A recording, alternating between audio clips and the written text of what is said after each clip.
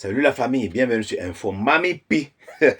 Nous allons écouter cette déraillée qui dit qu'elle n'apprécie pas le, comment on dit, l'AES.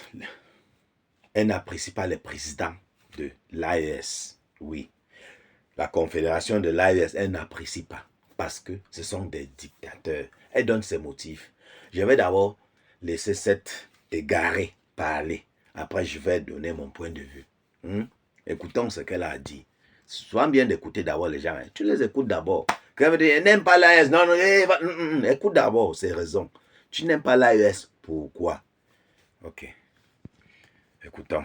Pourquoi je suis contre le régime de l'Alliance des États du Sahel? Je réponds directement dans cette vidéo car certaines personnes sont venues m'écrire en privé. Certaines personnes se sont offusquées sur certaines de mes publications où j'ai pu faire une analyse politique vis-à-vis donc de l'AES et surtout la dernière actualité des attaques terroristes qui se sont passées au Niger et la prise de parole du président Abdourahmane Tchani au Niger. Il faut savoir donc que l'AES donc monte au pouvoir et donc forme une confédération à partir donc de 2023 et ça concerne le Mali, le Burkina Faso et ainsi que le Niger. Et donc, au fil donc, des années, donc, pour expliquer, hein, donc, je trouvais que c'était une bonne idée de faire une confédération, que trois pays soient unis dans un esprit panafricain. Mais au fil des années, quand vous faites le bilan 3 ans après la formation de cette confédération, et vous avez un bilan qui est quand même très mauvais. Et moi, j'ai toujours dit que je me battais aussi pour la liberté d'expression et surtout contre les inégalités. Et on observe que dans ces trois pays, il y a de très fortes inégalités. Pourquoi? Parce que le peuple souffre de liberté d'expression, donc la liberté est très très restreinte et on a de plus en plus un gouvernement donc, de dictature dans ces trois pays. Il faut savoir que l'AES a plein d'innovations, par exemple la construction de trains, la construction d'une banque, la construction aussi de passeports. Et ce que je reproche aujourd'hui à l'AES, c'est qu'ils étaient d'abord dans un esprit d'être donc pour être panafricain, ne pas forcément travailler avec des impérialistes et au final on se rend compte qu'ils ne travaillent uniquement avec des impérialistes et jamais avec des Africains. Par exemple, ils travaillent avec la Russie, ils comptent travailler aussi avec le Canada et comme je l'ai dit dans d'autres publications, fabriquent leur passeport commun ou par une société française. Et bien souvent, on comprend que les personnes qui sont fans donc de l'Alliance des États du Sahel, ce sont des Africains, donc Africains entre guillemets, donc qui habitent en France et ce sont souvent des hommes. Pourquoi est-ce que ce sont souvent des hommes? Et il y a un fait dont il faut parler dans ces trois pays. Que ce soit au Niger, au Mali, au Burkina Faso, il existe toujours l'excision qui prend une ampleur incroyable puisque nous avons plus de 70% pour ces trois pays de femmes qui sont excisées. À savoir que être pour l'AES, c'est pour être pour le mariage des petites filles de 8 ans, car que ce soit au Niger, au Mali ou au Burkina Faso, il y a une explosion aussi de mariage donc de petites filles. Et on voit à quel point la femme a une image assez caricaturée dans ces trois pays. Donc, on n'a pas de liberté d'expression. On est pour le mariage des petites filles. On est pour aussi l'excision et on est pour aussi le fait qu'on n'a pas le droit de dire son avis. On n'a pas le droit même de faire d'analyse politique dans ce même pays. À savoir que les trois pays sont en train de connaître une inflation incroyable par des décisions qui, au final, ne sont pas assez réfléchies. On a beaucoup de projets d'avenir, mais on a peu de choses concrètes. Et il faut savoir que le peuple souffre énormément. Au Burkina Faso, on a aussi donc des problèmes d'eau. On a plus de 20% de la population qui n'ont pas accès à l'eau et une insécurité dans ces trois pays due à l'influence des djihadistes. Et on voit que l'AES est totalement en fait ne peut pas prendre en compte en fait les djihadistes et les attaques terroristes parce que ils n'ont pas la main dessus tout simplement. Ils ne savent pas exactement quelles actions ils peuvent mener pour rendre la sécurité dans ces trois pays et pouvoir combattre l'insécurité.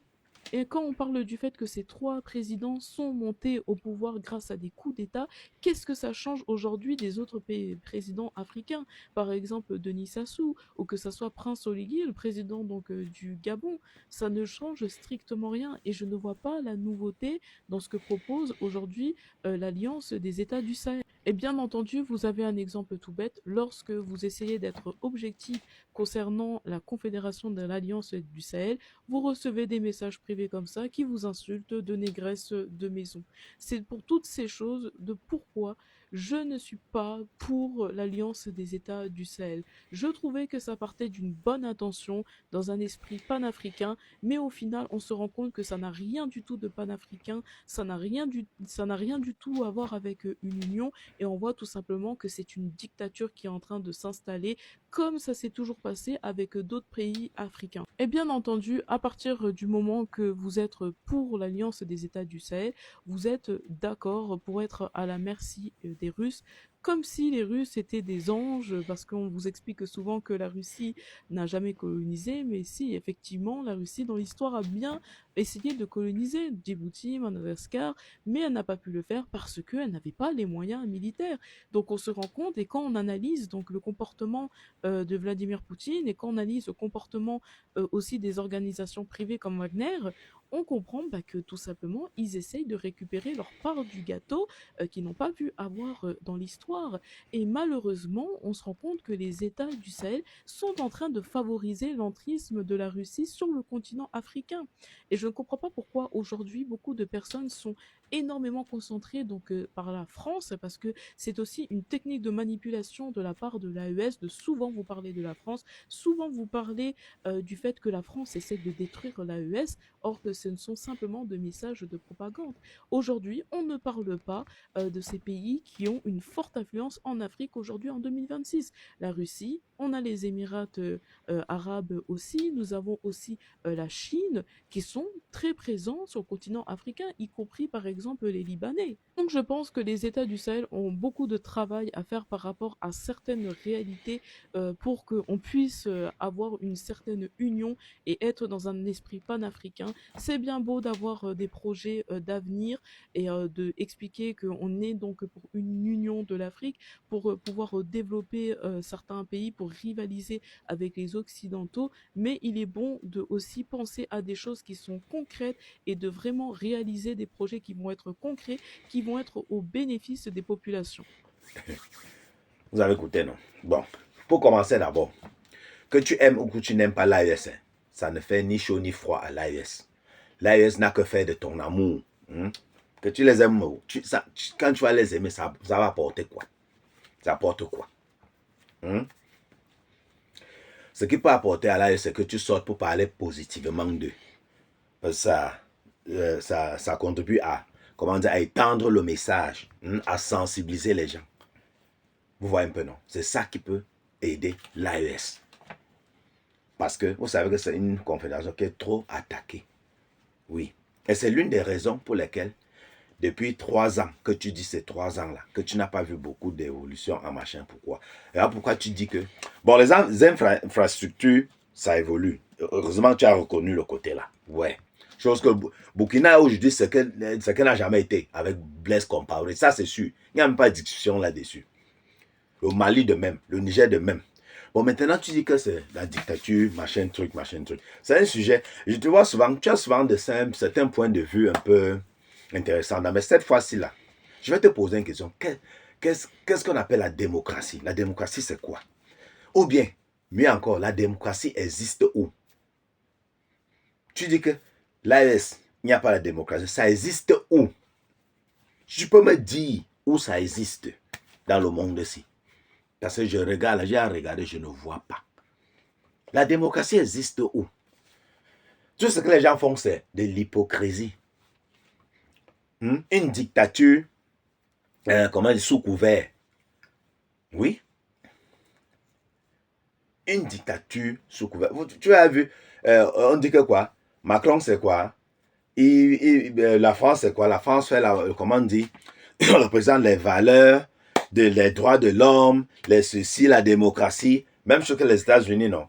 La démocratie, ils ont dit que c'est le père de la démocratie. Wow, c'est monté de sang Dieu. N'est-ce pas? Trump, il ne te paraît pas un dictateur. Non, dis-moi, viens me dire si Trump pour toi n'est pas un dictateur. Donc quand je regarde, je vois les États-Unis, on ne voit pas la démocratie. Je regarde la France, on ne voit pas la démocratie. Je regarde l'Angleterre, on ne voit pas la démocratie. La démocratie existe donc où? C'est seulement l'AES que tu as vu. La démocratie existe en Russie? Non. Ça existe en Chine? Non. Les Chinois ont compris que les histoires là, dépenser l'argent quand on organise les élections, on va faire comme ça. Non. Le Congrès s'assoit là, toujours on décide. C'est Xi Jinping qui continue. Il est en train de faire bien son travail. Il continue. Il est là. Même chose qui se passe avec la Russie, avec Poutine. Comment ça soit, on a un, Poutine, continue. Ils sont clairs là-dessus. Il est là. Il est le guide du peuple. Il est en train de faire évoluer le peuple. Par contre, organiser les élections. Oh, campagne électorale. Hypocrisie totale. Parce que vous n'allez jamais avoir un candidat qui est hors de leur cercle. Donc tu comprends que c'est une seule personne qui tire les ficelles. Il a la gauche ici, là, la droite. Et puis il a encore un candidat qui est un peu au milieu, qui veut un peu, oui. Mais celui qui tire les ficelles, bon, celui qui gagne, travaille tu pour lui. Tu gagnes, tu travailles tu pour moi. C'est comme ça. Il est là. C'est la même personne qui est derrière ces candidats-là. La même personne. Dis-moi où la démocratie se trouve dans ça. C'est la même personne qui est derrière tous les candidats-là. On a vu au Cameroun comment les gens sortent pour protester. On les killame. Les cas là sont partis où? La justice a été faite. Où est la démocratie? Bam. On a vu en Côte d'Ivoire la même chose. Les gens disent zéro élection. Ils ont zéro. On est sur les gens même, on rip. Où est la justice? Où est la démocratie dans ça? Tu as vu démocratie dans ça? Non. On voit au Bénin comment Patrice Talon enferme les candidats. Quand tu représentes un peu une menace là, oui, on t'enferme. Mais vous ne voyez pas, vous êtes aveugle. C'est quand l'AES fait comme on met le microscope. Il dit, hein, il a fait quoi aujourd'hui? Hein, Ibrahim Traoré avait... Dans la position d'Ibrahim Traoré, je devais être plus sévère, mais moi, parce que je connais. Quelqu'un qui a reçu plus de 40 tentatives de coup d'État. Tu ne blagues, quelqu'un veut seulement dire, Ibrahim Traoré, là, il m'énerve, tu l'enfermes vite même. Moi, je l'enferme. Oui, on ne sait jamais. Et pour tourner comme ça, il cause avec Damiba que, je dis, hein, je sais où il part boire, il part chaque soir prendre son vin. On va le calculer là-bas. C'est comme ça. Quelqu'un veut seulement dire, hey, Ibrahim Traoré là, moi il n'aime pas, hey, on l'arrête. Je devais être, mon frère, vous dites quoi là? Quelqu'un est en train de faire bien pour son peuple. Vous avez vu comment Kadhafi faisait pour son peuple? Vous avez vu? Main de fer, mais le peuple se développait.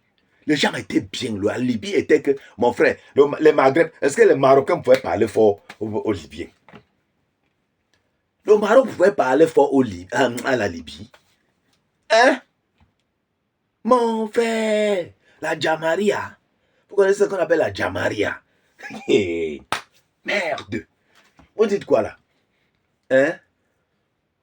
On vient que, oh, il y a un dictateur. On va instaurer la démocratie. On l'enlève un banc.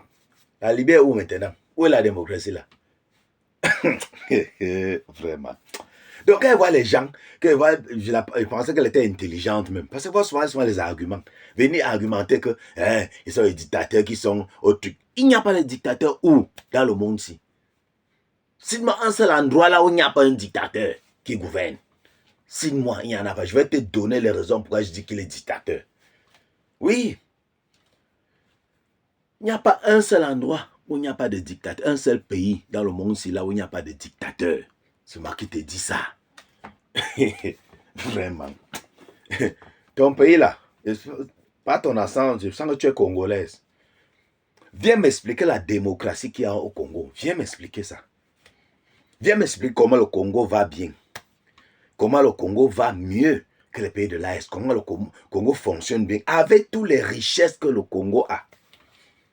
Toutes les ressources naturelles que le Congo a. Le sous-sol congolais, c'est être truffé de... Vous voulez parler, mon frère? Viens me parler de ça. Viens me dire. Vous allez comprendre pourquoi nous soutient les pays de l'AES. Ce n'est pas pour le beau visage d'Ibrahim Traoré, non. C'est pour le travail que les gens là abattent. Oui. Et la famille. Donc toi là, tes arguments là, je m'assois dessus. Je pisse même dessus. Et la famille. On se prend très bientôt pour une nouvelle vidéo. Bisous à Saprondo. Surtout, ne mettez pas les organes.